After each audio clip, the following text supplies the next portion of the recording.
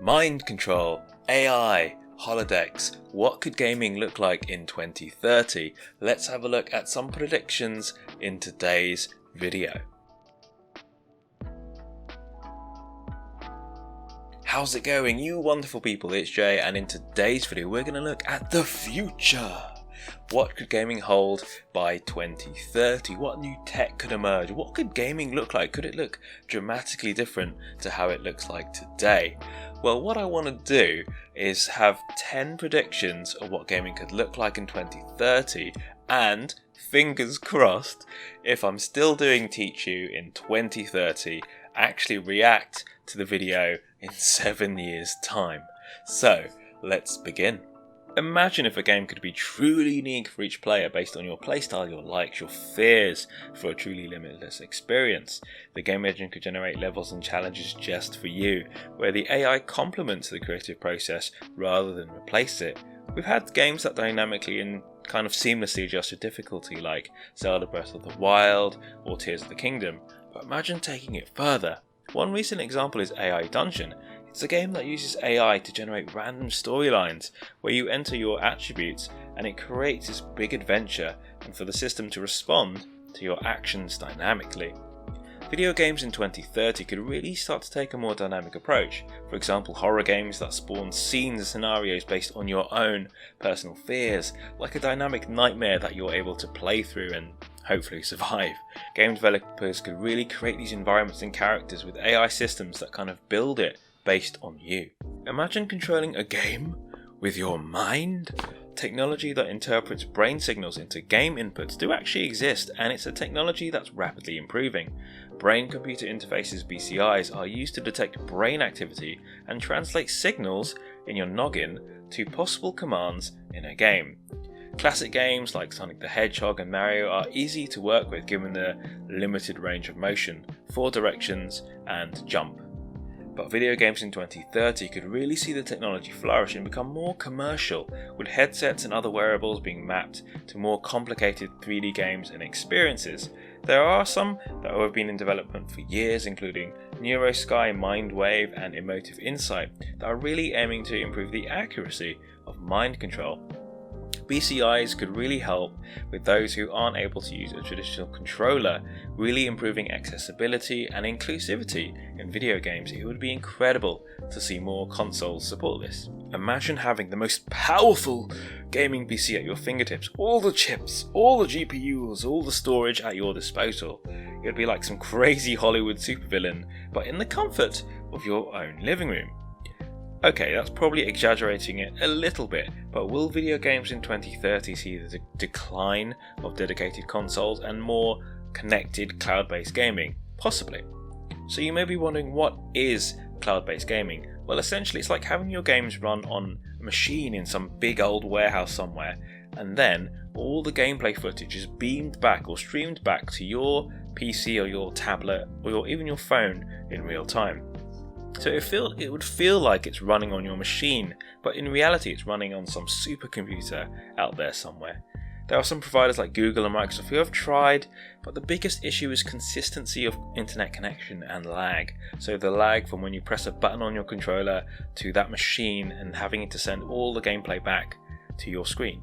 5G and superfast internet is really low at the moment, with only 4% of devices connected, but with advances in technology and internet in the next 6-7 years, video games in 2030 could look very different. Traditional sports events like football, rugby, tennis, these are fun, right? But imagine if video games could be blended more into these traditional sports in the real world. Like, imagine going to big sports arenas where Pokemon battles feel real. The technology is getting there through wearable devices like Microsoft HoloLens and using simple things like your phone, but it's a long way before we get mass adoption of headsets that people wear like some sort of weird episode of Doctor Who. Could video games in 2030 see more big events that blend real life sports with video games? It would be amazing just being able to see Pokemon just existing in the same world as us. Apple have already started to build on this headset trend, but it is more of a premium at-home experience. But by 2030, could it become more like a little wearable that you just chuck on your head? Voice recognition has been a thing in gaming for a long time. Even games like Mario Party 6 have fun mini games that attempt to recognise what you're saying, with mixed results. But these systems have been a bit spotty. It does take a bit of time to recognise and process your words, and it's not consistently reliable either. But could video games in 2030 see better recognition? Through AI parsing systems, it would be great to see it used for longer form input. For example, you're in a Pokemon battle, and actually being able to use a long string of words rather than just saying Thunderbolt, you're actually saying, use Thunderbolt on the next turn. If my HP goes below 20, use a potion. So actually build big, long commands and instructions into the game, and the AI would process this. Esports have been on the rise for years. Tons of massively attended competitions throughout the year, throughout the world, from Pokemon championships to dedicated genres like Evo. I think the growth and diversity in gaming over the next decade could see a huge shift in how esports are broadcast. But by 2030, I think it could become more mainstream. Imagine seeing big gaming events on the major TV channels. It would be such a shift in how gaming is represented. For sustainability and convenience, could video games in 2030 become more digital over physical? It's difficult to measure the differences in platforms and audiences, but according to the ERA, around 90% of game sales in 2020 were digital, but this figure is a little bit skewed due to mobile game downloads as well. By 2030, could physical releases become more like those limited edition games, where the norm is a digital download as part of a Game Pass subscription, and for those who prefer a physical copy would need to splash out even more cash to get a limited edition cartridge? Could Nintendo Switch pave the way for hybrid consoles, or will the industry shift to something else? But I think with cloud gaming on the rise, we could end up with more smaller form consoles like the Switch or the Steam Deck, where you're able to dock the hardware and also take it around with you.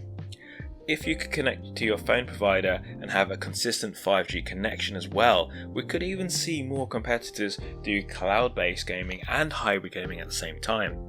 I think by 2030 the majority of consoles will have some sort of portable functionality. Everyone seems to be trying it these days, VR hubs where you can meet up your friends like VR Chat and Rec Room, but these still pretty much require pricey and dedicated hardware for that full VR experience. We've got companies like Meta exploring digital avatars, little pockets of ideas, experimentation, but no major player in the space.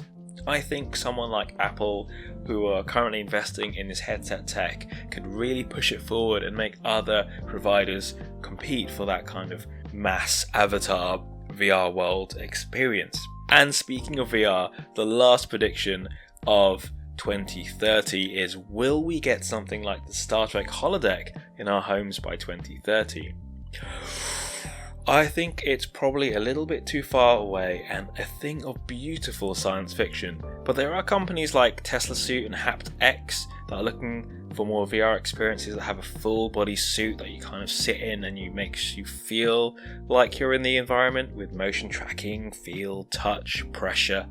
It kind of stimulates your senses, so you almost feel like you're just there, but it's not the same sort of experience as a holodeck. So there we go, 10 predictions on what gaming could look like in 7 years' time in 2030. Could it be dramatically different to how it looks like today?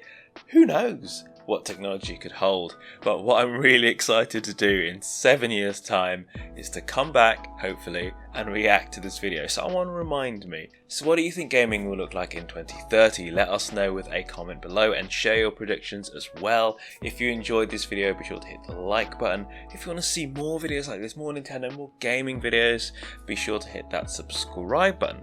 And if you are a fan of Nintendo, be sure to check out our Discord. We're trying to build up a community of like-minded Nintendo fans. If you want to join, links are below. And before you move on to the next video, be sure to check out our exclusive merch, Geeky and Gaming Designs voted for by you. Thank you so much for your support. The future! Thanks so much for watching, guys. We'll see you in the next one, and hopefully in 7 years' time. Bye bye!